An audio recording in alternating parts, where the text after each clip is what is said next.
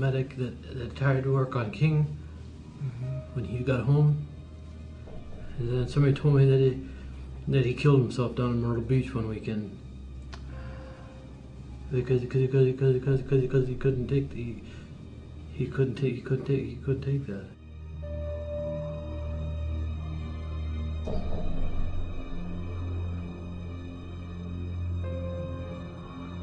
And I know that I got to talk about it. I know I got to get through it. And I know what, you know, there's the after effect, and then the fucking nightmares are going to start again. The intrusive thoughts are going to start again, and I'm going to replay this whole thing all over again. But I know eventually I have to, because I'm going to destroy it or it's going to destroy me.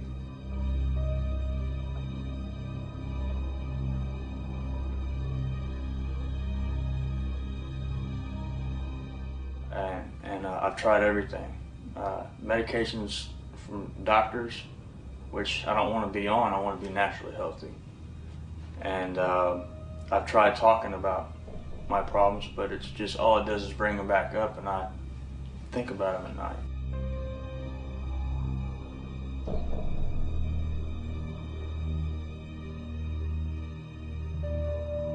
The dichotomy is so great between what I was when I went in and what I became after I got out, that it's a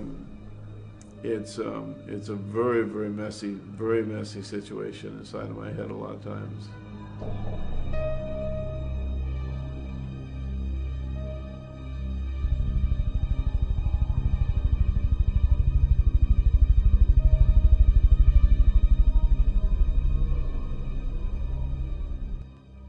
With EFT, we are targeting the acupuncture meridians. And the meridians, as you know, are these non-physical pathways that run longitudinally in the body. And one way that I think of the acupuncture points is that they are portals or entryways, not just into our emotional reality, but into our energetic reality. And so if you want to affect people deeply, we need to touch them, so to speak, on an energetic level. When human beings are under stress, they naturally rub or touch or tap parts of their bodies.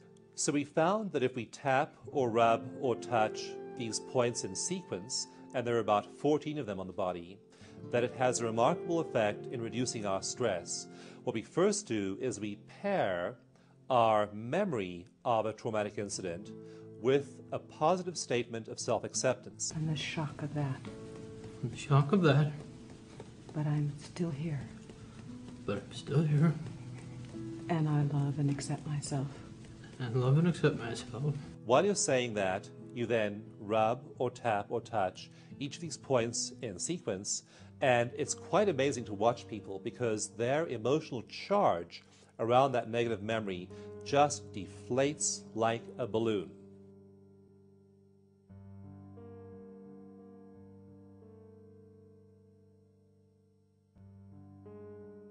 What I wanted to do was sort of kill two birds with one stone. I wanted to get some vets here. I wanted to really help them. I wanted to show everybody what we could do with this process so that the public will start pushing the VA and pushing the therapy fields and pushing the hospitals and so on to use this non-invasive, easy-to-use, astonishingly successful technique.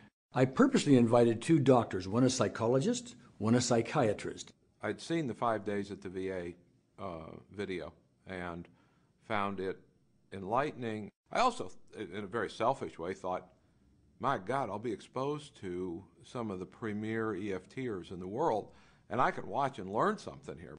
Actually, I heard that Gary was going to be working with vets and contacted him because I was interested in that population. I married just before we went.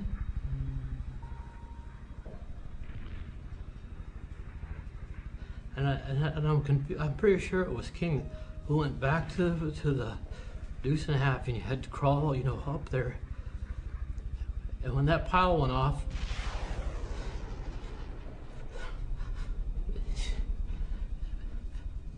it cut his fucking legs right off. Why do you think that's true? That you shouldn't be having feelings about it? Because you drive on, airborne drive on, right? Okay. Can I do a little bit on that? Even though I have to be perfect, Even though I have to be perfect. and I can't show my feelings, I can't show my feelings. what am I doing showing my feelings? What am I doing showing my feelings? I gotta drive on. I have to drive on. No wonder I feel vulnerable. No wonder I feel vulnerable. No wonder I have this tightness in my body. No wonder I have this tightness in my body. No wonder I feel exposed. No wonder I feel exposed. And many of them had other kinds of traumas that cover the whole spectrum of life, from early childhood through recent time. In Andy's case, just the way he presented himself, you know, he told us that when he was a little boy, 4 or 5 years old, that this was the time when his soul left the body. He talked about the fact that his father was very domineering, not loving at all. In fact, he called him Jack, not Dad. In the room, I felt as if my father was there, and Ingrid kind of got up and went over to him and just took my childhood and my power as a person away from him, as if he was sitting right there, and handed them to me in just that one session. Andy is very hypervigilant. He always knows where people are in a restaurant. He was aware at all times of the ladies talking in the booth behind him. He was aware of the people behind me. But as we had this lunch, and as we started tapping on various issues, it got better and better. That we were able to sit there in a restaurant, and I enjoyed the meal. If we were to go back to some other restaurant, would you have the same hesitancy? Estimate in percentage terms. I'd have 20% less? No, I'd say 50% less.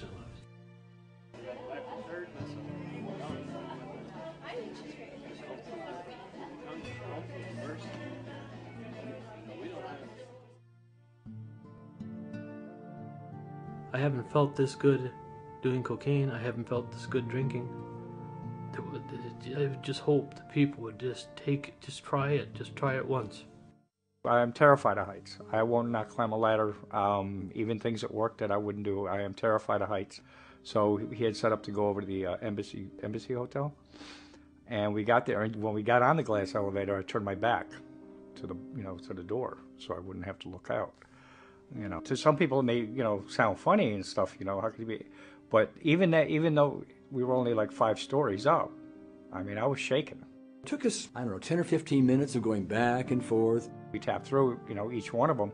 Until finally he gets there and he looks over and he says, I'm holding on here fairly tight, but I'm about 95% done with this. That actually set up the ability for us to work on one of his more intense memories, one that he calls his behind his personal wall.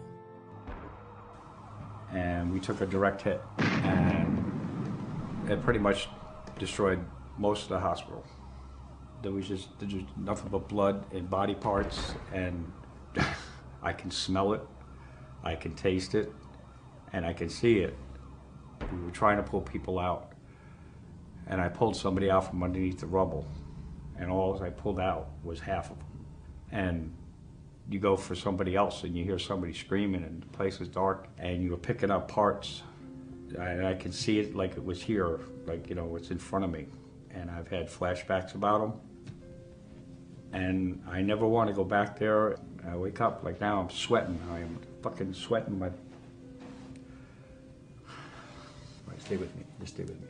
It's just... Okay, just stay with me. Just be quiet. I feel like I'll throw up. You what? I'll throw up. He came back, his face was ashen and everything, and we just kept tapping on it. What other pieces of this memory are showing up? The a blood. sight, a sound, what? Mostly the body parts and the blood and the smell. I can feel it, you can see it. Okay, all right, here.